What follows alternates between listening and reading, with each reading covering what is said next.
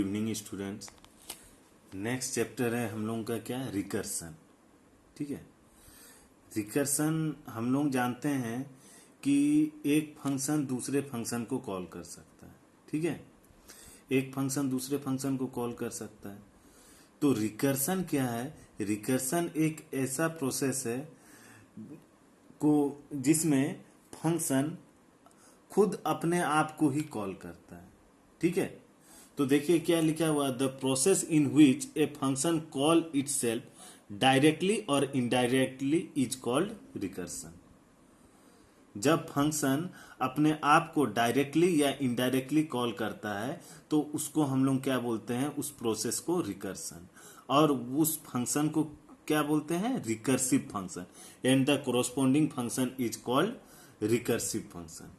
ठीक है, तो रिकर्सन क्या हुआ, एक ऐसा प्रोसेस जिसमें फंक्शन खुद अपने आप को ही कॉल करता है। ठीक है, डायरेक्टली और इनडायरेक्टली। तो ये देखिए, ये जो F1 है ये एक क्या है, रिकर्सिव फंक्शन है। ठीक है, ये यहाँ पे क्या हो रहा है, डायरेक्ट रिकर्सन। यहाँ देखिए कि F1 यहाँ पे क्या हो रहा है, फंक्शन कॉल हो रहा है। कौन सा फंक्शन कॉल हो रहा है, F1। मतलब F1 के अंदर से ही F1 को कॉल हो रहा है। ठीक है, तो ये क्या हो गया, डायरेक्ट रिकर्सन। इनडायरेक्ट रिकर्सन क्या है, यहां देखिए क्या हुआ, F1 फंक्शन F4 से F1 फंक्शन को कॉल हो रहा है। ठीक है, F1 फंक्शन कॉल हो रहा है। F1 किसको कॉल कर रहा है, F2 को कॉल कर रहा है। F2 किसको कॉल कर रहा है, F3 को कॉल कर रहा है। F3 किसको कॉल कर रहा है, F4 को कॉल कर रहे हैं। ठीक है, तो ये क्या हो गया, इनडायरेक्ट रिकर्सन। ठीक है, ये जैसे अगर हम लोग लिखे हैं डेफ F1, इसके अंदर से कौन सा फंक्शन कॉल हो रहा है, F2। तो ये रिकर्सिव फंक्शन F1 को हम लोग रिकर्सिव फंक्शन नहीं बोलेंगे, क्योंकि ये किसको कॉल कर रहा है, F2 को। ठीक है, तो रिकर्सन क्या हुआ, if a function call itself directly or indirectly, that type of function are called recursive function. Okay, each recursive function must have a base case and a recursive case. हर एक recursive function में एक base case और एक recursive case होना जरूरी है। Base case को हम लोग स्टॉपिंग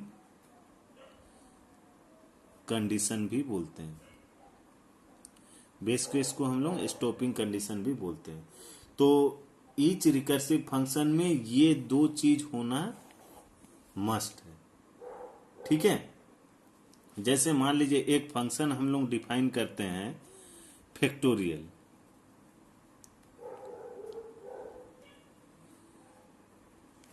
ठीक है, ये क्या होगा, 1 होगा कब, इफ n इक्वल टू 0 और n इंटू फैक्टोरियल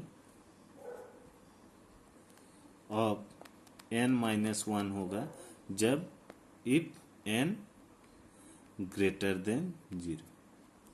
ठीक है, तो ये क्या हो गया मेरा बेस केस, और ये क्या हो गया मेरा recursive case.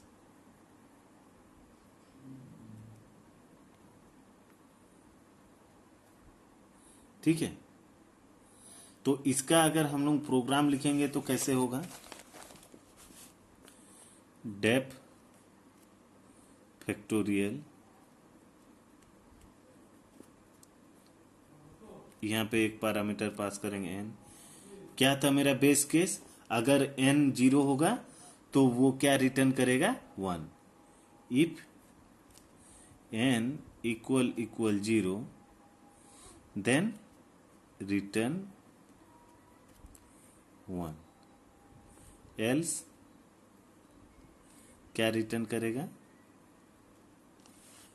n into factorial of n minus 1। ठीक है, ये कैसे वर्क करता है। अगर मान लीजिए फैक्टोरियल ये एफ कैपिटल, मान लीजिए फैक्टोरियल फंक्शन को हम लोग कॉल किए और यहाँ पे क्या पास किए 5, ठीक है। तो ये कैसे वर्क करेगा, यहाँ से ये कहाँ गया यहाँ पे, तो n का वैल्यू क्या हो जाएगा 5 फैक्टोरियल ऑफ 5।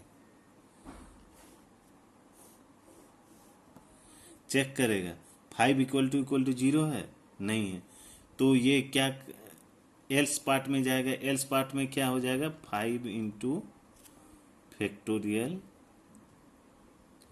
ऑफ n-1, 5 - 1 क्या हो जाएगा 4। तो यहाँ से फिर से एक फंक्शन कॉल हुआ, ठीक है, तो ये फिर से यहाँ जाएगा और अभी n का वैल्यू क्या हो जाएगा 4 फैक्टोरियल ऑफ 4।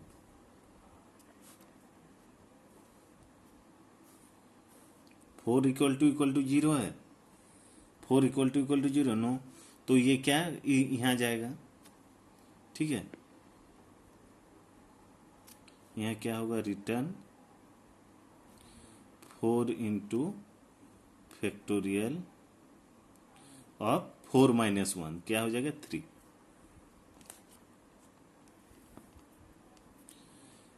फिर से फंक्शन कॉल हुआ factorial of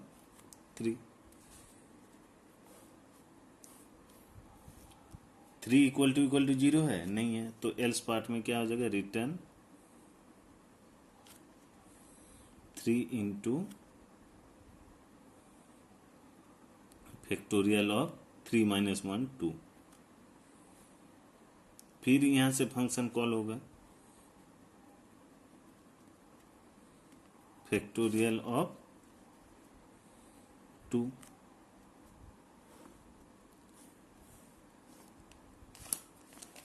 to equal to 0 no, तो एल्स पार्ट में आएगा। एल्स पार्ट में क्या होगा रिटर्न 2 इंटू फैक्टोरियल ऑफ 2 - 1 1। फिर से फंक्शन कॉल हुआ factorial of 1 equal to 0 no, तो एल्स पार्ट में जाएगा return 1 into factorial of 1 - 1 0। Then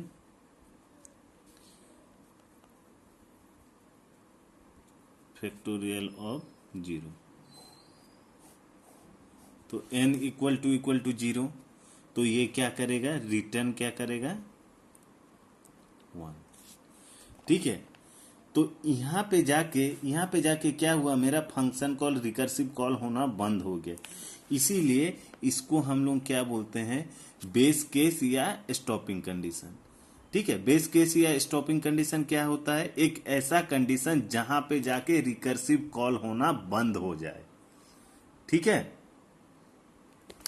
तो ये क्या करेगा रिटर्न 1, किसको रिटर्न होगा करेगा 1, जहां जो इसको कॉल किया था, तो ये कहां से कॉल हुआ था, यहां से कॉल हुआ था, तो इसका वैल्यू क्या हो जाएगा 1। फिर क्या होगा 1 इंटू 1 क्या हुआ 1। ये 1 किसको रिटर्न हुआ था, ये फंक्शन जहां से कॉल हुआ था। ये फंक्शन कहां से कॉल हुआ था, यहां से कॉल हुआ था, तो इसका वैल्यू क्या हो जाएगा 1।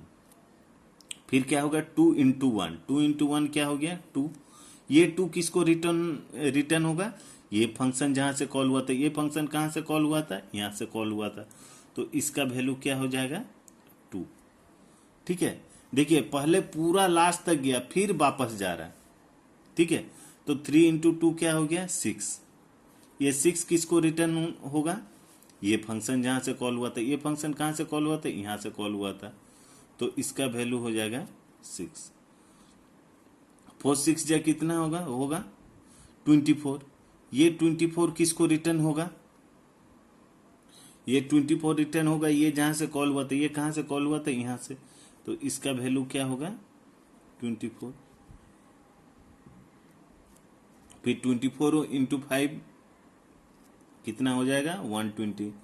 ये 120 ये फंक्शन कहाँ से कॉल हुआ था, ये फंक्शन यहाँ से कॉल हुआ था, तो इसको क्या वैल्यू मिल जाएगा 120। मान लीजिए यहाँ एक वेरिएबल ले लेते हैं प्रिंट एफ, तो एफ का वैल्यू क्या हो जाएगा, ये क्या आउटपुट देगा 120। ऐसे मेरा रिकर्सिव फंक्शन काम करता है। ठीक है, वो क्या करता है, इनपुट को अपना छोटा छोटा सब पार्ट में डिवाइड करते जाता है। ठीक है, देखिए पहले 5 था इनपुट, फिर 4 हुआ, फिर 3 हुआ, 2 हुआ, 1 हुआ, फिर 0 हुआ। ठीक है, कब तक वो छोटा करते जाएगा, जब तक वो उसको स्टॉपिंग कंडीशन ना मिल जाए, बेस केस ना मिल जाए। ठीक है, फिर वहां से वो रिटर्न बैक होके आता है। ठीक है, ये है एक रिकर्सिव फंक्शन का वर्किंग। और इसको बेस केस किस लिए बोलते हैं, क्योंकि इस कंडीशन में जाके मेरा रिकर्सिव कॉल होना बंद हो जाता है। ठीक है, in each recursive function base case must be defined and reachable. ठीक है, otherwise infinite recursion will occur.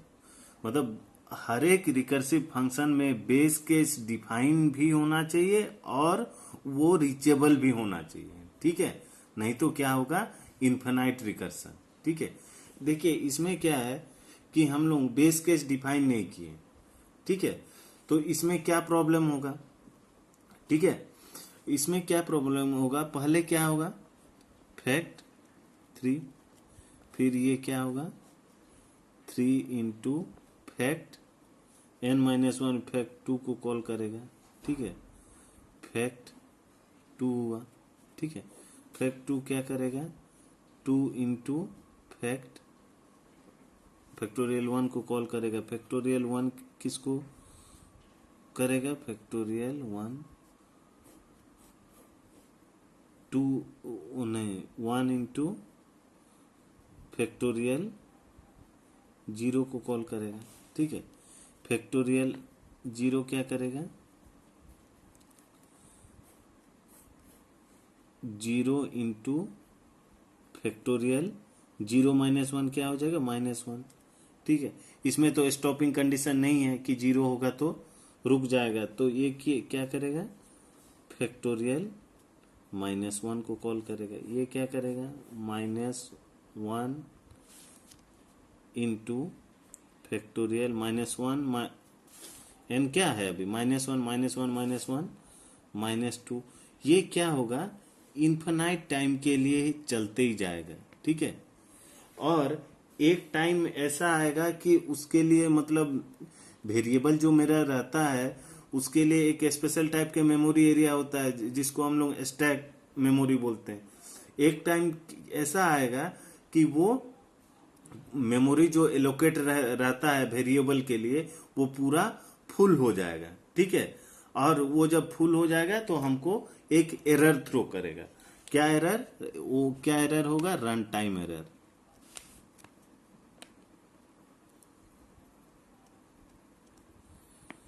और यहां लिखा रहेगा मैक्सिमम रिकर्सन डेप्थ एक्सीडेड। ठीक है, और जनरली ये रिकर्सिव फंक्शन का डेप्थ पाइथन में 1000 होता है। ठीक है, मतलब मैक्सिमम डेप्थ इसका कितना होता है 1000 होता है। चूंकि यहाँ पे हम लोग स्टॉपिंग कंडीशन नहीं दिए, ये इन्फिनाइट टाइप के लिए अभी -1 हुआ, फिर फैक्ट -2 को कॉल करेगा, वो फैक्ट -3 को कॉल करेगा। ठीक है, और ऐसे ये चलता ही जाएगा। ठीक है, तो हम लोग का क्या है कि बेस कंडीशन डिफाइन करना है और वो कंडीशन क्या होना चाहिए, रीचेबल होना चाहिए। नेक्स्ट हम लोग एग्जांपल देखेंगे, हम लोग बेस कंडीशन डिफाइन करेंगे लेकिन वो कंडीशन रीचेबल नहीं होगा तो भी इसी टाइप का प्रॉब्लम आएगा। ठीक है, इसमें देखिए क्या हुआ, पावर फंक्शन कॉल हुआ, उसमें 2 और 3 पास हुआ, तो x का वैल्यू 2, y का वैल्यू 3। तो इसका वर्किंग देखते हैं, पावर 2,3,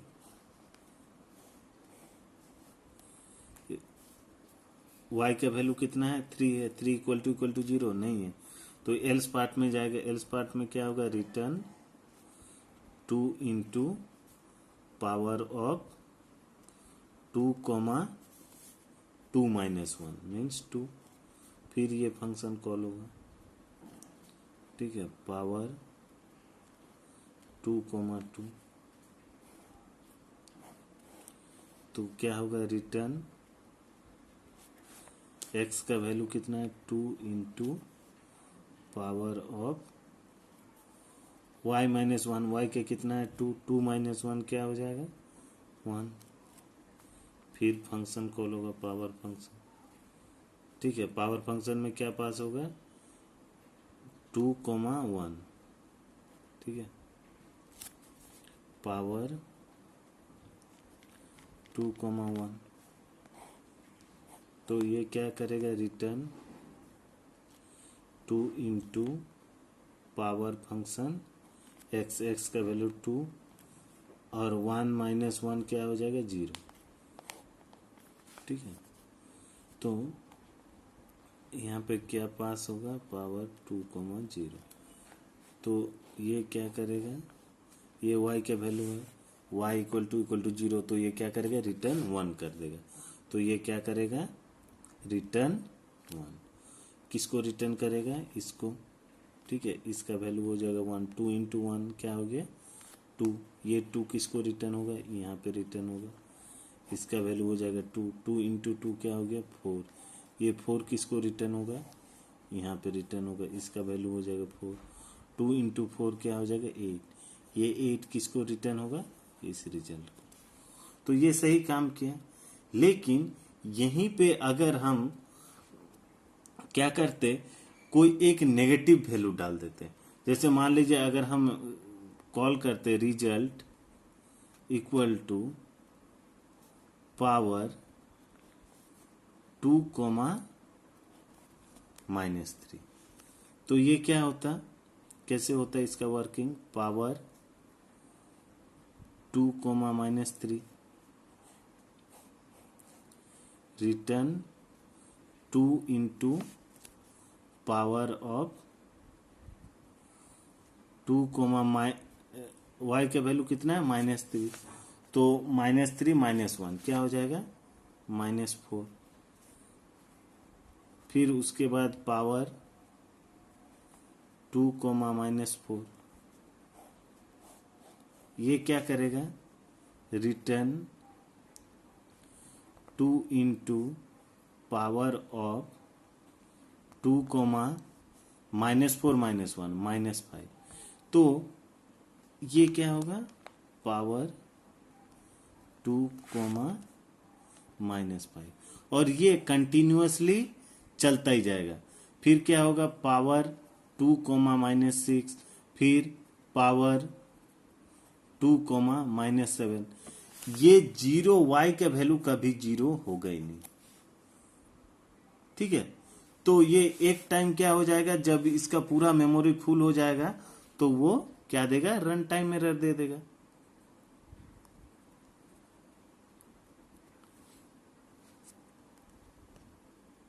ठीक है, तो हम लोगों को दो चीज एकदम ध्यान देना चाहिए, देना होगा इसमें, एक क्या कि मेरा बेस कंडीशन डिक्लेयर होना चाहिए, और ये बेस कंडीशन रीचेबल भी होना चाहिए, डिक्लेयर एंड रीचेबल दोनों होना चाहिए।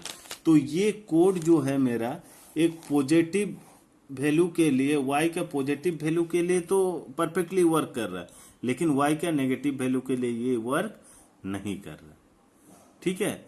और जब भी मेरा बेस कंडीशन डिक्लेयर नहीं होगा और वो रीचेबल नहीं होगा तो वो क्या देगा, इन्फिनाइट रिकर्सन में चला जाएगा और वो रन टाइम एरर देगा, मैक्सिमम रिकर्सिव डेप्थ अकर, ठीक है, क्योंकि वो वेरिएबल के लिए मतलब जो मेमोरी एलोकेट किया हुआ रहता है वो जब फुल हो जाएगा तो और उसको मेमोरी स्टोर करने के लिए उसके पास जगह नहीं बचेगा, तो उस वजह से वो क्या देगा, रन टाइम एरर। ठीक है, तो आज के लिए बस इतना ही। नेक्स्ट वीडियो भी मैं रिकर्सन पे ही बनाऊंगा।